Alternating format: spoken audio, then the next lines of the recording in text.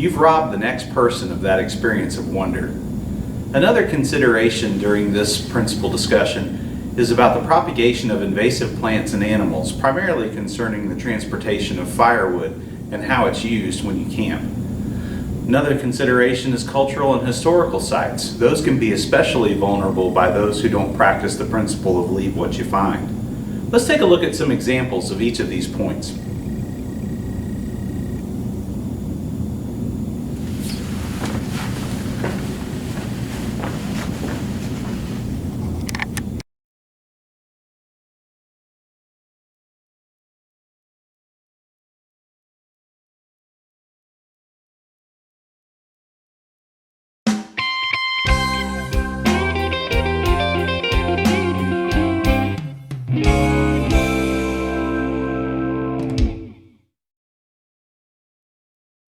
A national news example of not following this principle happened in Goblin Valley State Park in Utah, where two men dislodged a boulder that took millions of years of wind and weather to form. Within minutes, they had pushed it over and destroyed it.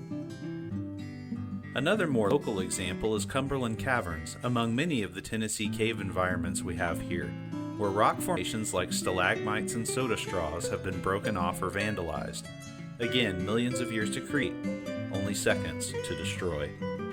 You can minimize your impact by leaving what you find and use common sense. For example, in some designated camping areas and parks, established shelters, fire rings, and camp facilities are to be used and left in place.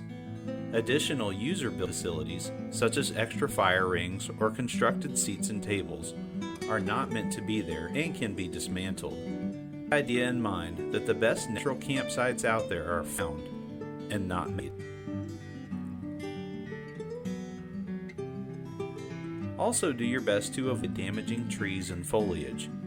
Trees can sustain a tremendous amount of damage from careless outdoor travelers. Cutting live branches can permanently damage the tree and ruin the landscape for others. Use what has fallen on the ground and leave what you find better than you found it.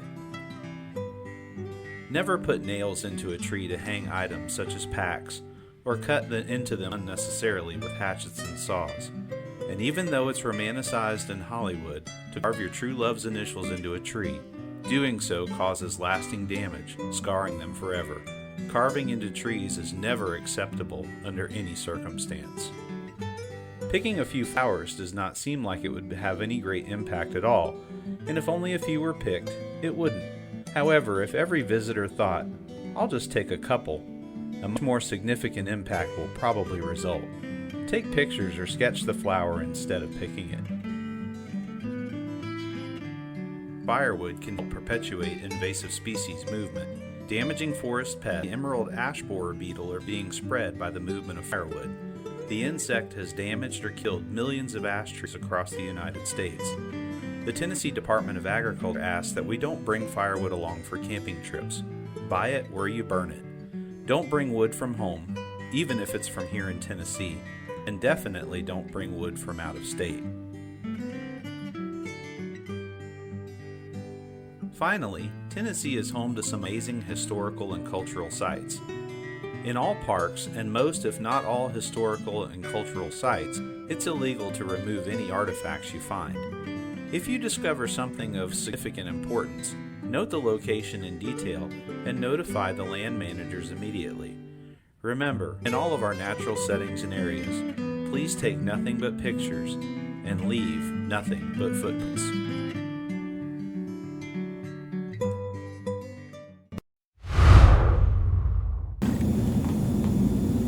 So as you can see from those examples, it's very important to leave things as you found them.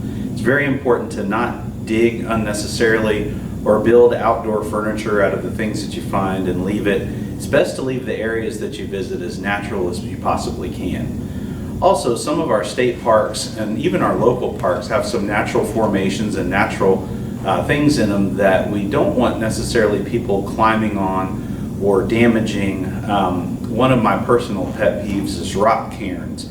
I realize that they look cool, but every time you disturb one of those rocks, especially in an aquatic setting, there's several species of aquatic bugs, fish, salamanders, tadpoles, all sorts of things that use those rocks as shelter and as protection from predators.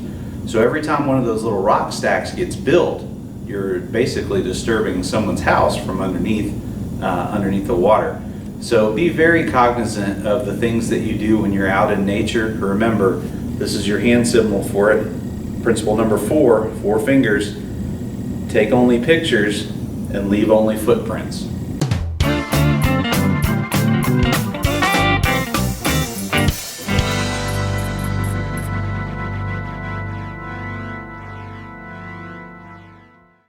Rock cairns have been used since ancient times, originally intended to mark trails and safer paths, sometimes even used at sea.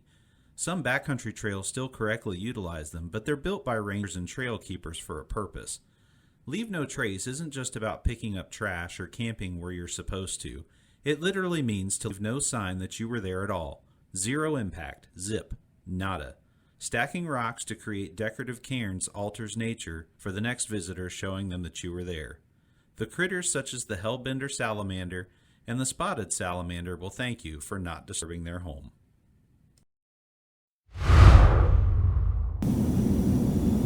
Well, that's all the time that we have for our episode today. We hope that you've enjoyed it. If you'd like to see anything in any of our future episodes, please let us know in the comments below. We really appreciate you spending your time with us. Remember to practice leave no trace, leave what you find out there, and have a great day.